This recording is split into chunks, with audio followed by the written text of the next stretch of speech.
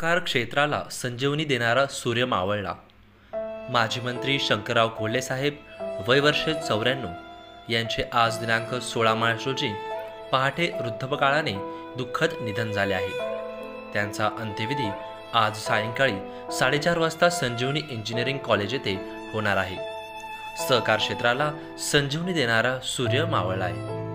माजी मंत्री शंकरराव कोल्हे यांनी 1960 मध्ये सहकाराच्या माध्यमातून संजीवनी सहकारी साखर कारखान्याची उभारणी केली आणि तेथूनच खऱ्या अर्थाने या शेतकऱ्याला समृद्ध करण्याचा वसा त्यांनी हाती घेतला।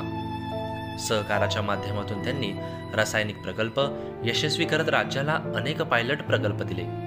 1972 मध्ये त्यांनी अपक्ष म्हणून विधानसभेची उमेदवारी केली आणि कोपरगाव तालुक्याचे प्रतिनिधित्व खऱ्या अर्थाने येथून सुरू झाले।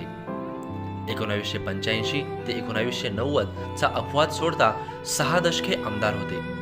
1999 ते 2004 या काळात त्यांनी कोपरगावच्या विकासाचे 729 तारांकित प्रश्न, 21 लक्षवेधी सूचना आणि 40 ठराव मांडले। 1989 ते 2004 या काळात शंकरराव कोल्हे यांनी कोट्यवधी रुपयांचा शासकीय निमशासकीय निधी उपलब्ध करून असंख्य विकासाची कामे मार्गी लावलीत। ग्रामीण भागातील शेतकरीची मुले देश विदेशात उच्च पातळीवर काम करताना दिसली पाहिजे यासाठी त्यांनी संजीवनी अभियांत्रिकी तंत्रनिकेतन महाविद्यालय उभे करून त्यात काळानुरूप बदल घडवत विविध अभ्यासक्रम आणले आणि शेतकऱ्याच्या मुलाला शिकवले, त्याला प्रगतीचा मार्ग दाखवला। डॉक्टर मिलिंददादा, नितीनदादा, बिपिनदादा, अमितदादा, विवेक, सुमित आदींनी शंकरराव कोल्हे यांचा विचार पुढे नेण्यात यश मिळवले। पूर्वी परिस्थिती जेमतेम होती, पण जनतेच्या विकासाची नाळ तळमळ माजी मंत्री शंकरराव कोल्हे यांना होती।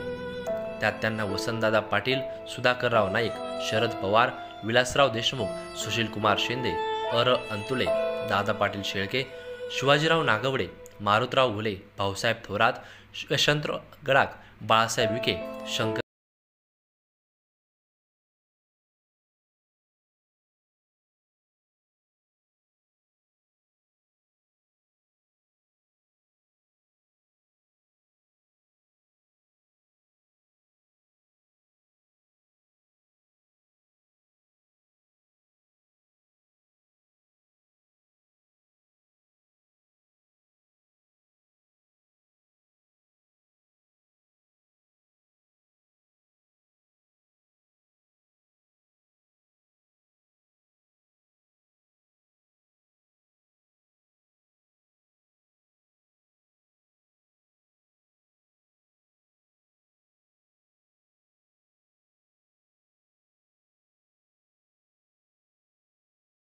बातम्यांसाठी आणि नवनवीन अपडेट्ससाठी SRB न्यूजला सबस्क्राइब करा आणि बेल आयकॉनला प्रेस करा।